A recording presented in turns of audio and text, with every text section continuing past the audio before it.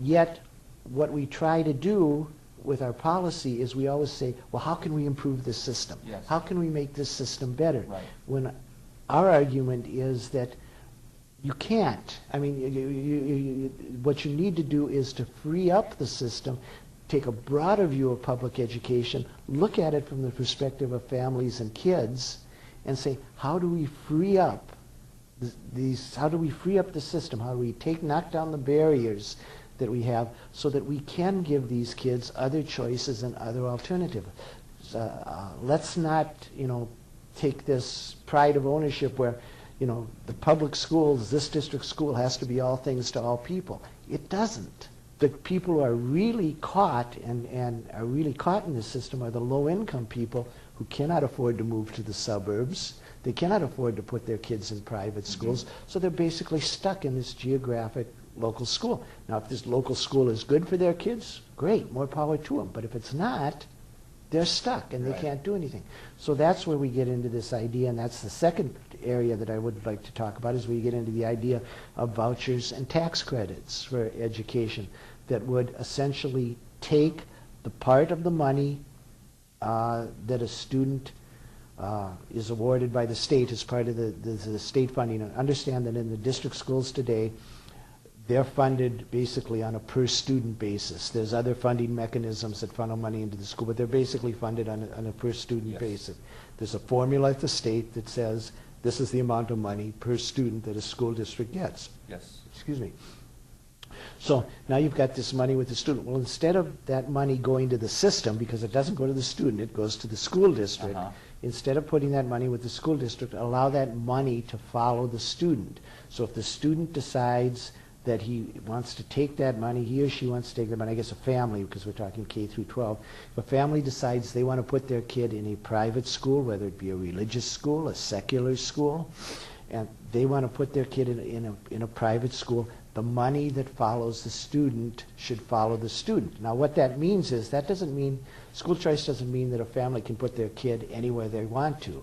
You look at the exclusive private schools in the Twin Cities, where you have tuitions of upwards of $8,000 to $12,000. Well, no, the amount of money that the state puts into education, which now is for all practical purposes, let's say $5,000, that's not going to pay for that, but that will cover the cost of tuition in about 85% of the private schools that exist in the Twin Cities today.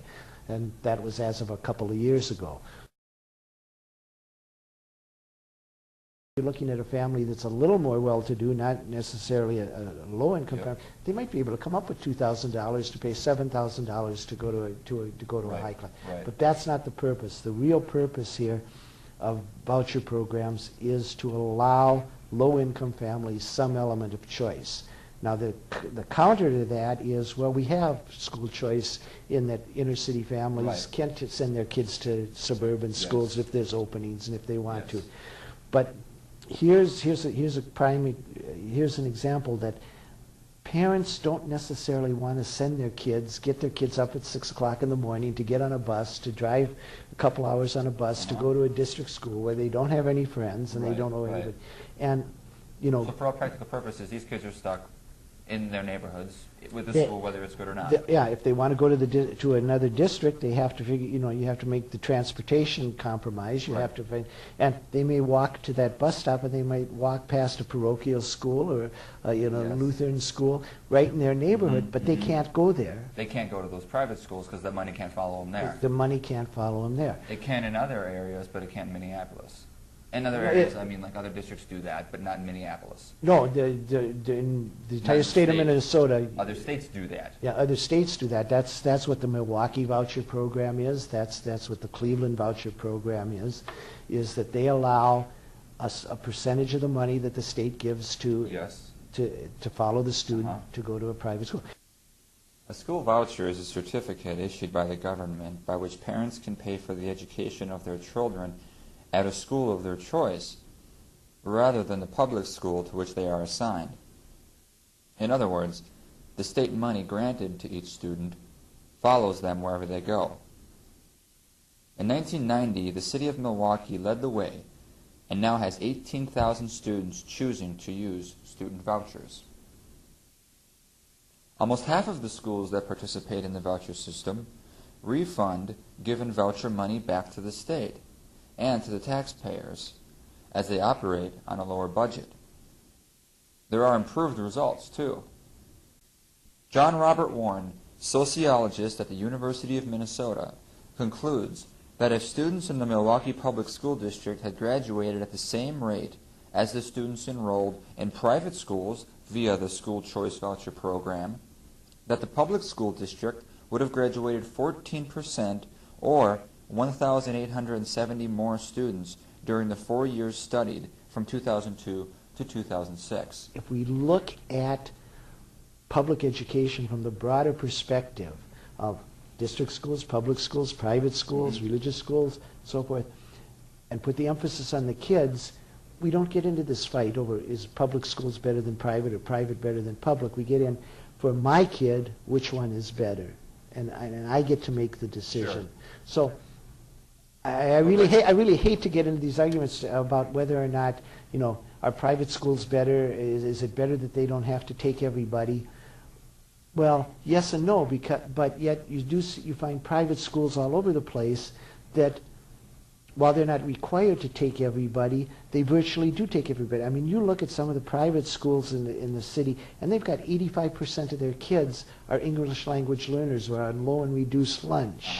Yeah, Trinity true. Lutheran in Minneapolis is a prime example of that. Here's a school, and last time I visited that school, they were up there at that 85% level where they have kids who are, low income lunch, free and reduced lunch. You've got a school starting over in St. Paul now that caters specifically to autistic children. Well, those are some of the most expensive and most difficult kids to teach in a public school environment. Public school being the district school environment. But here you got a school that says, hey, we'll take those. We'll take those kids. And if families want to go there, and we'll tailor an education program to fit those kids. The last theme I want to leave you with on this show is a plea that you not use too much emotion when making this decision. I know it's easy to get caught up in the fear that if we don't get the students this cash, that the schools are all going to go to hell in a handbasket, and it's going to be the fault of those who didn't give them this money. And I also know how equally tempting it is to say, you know what, school board, I'm very upset with you, and act out of spite and not give them this money. But don't let the kids be the result of either don't let the miseducation of our students be the result of either your fears or your spite for the school board. $60 million is a lot of money, but I think more than the cash itself, what we need to do with this vote is make a statement.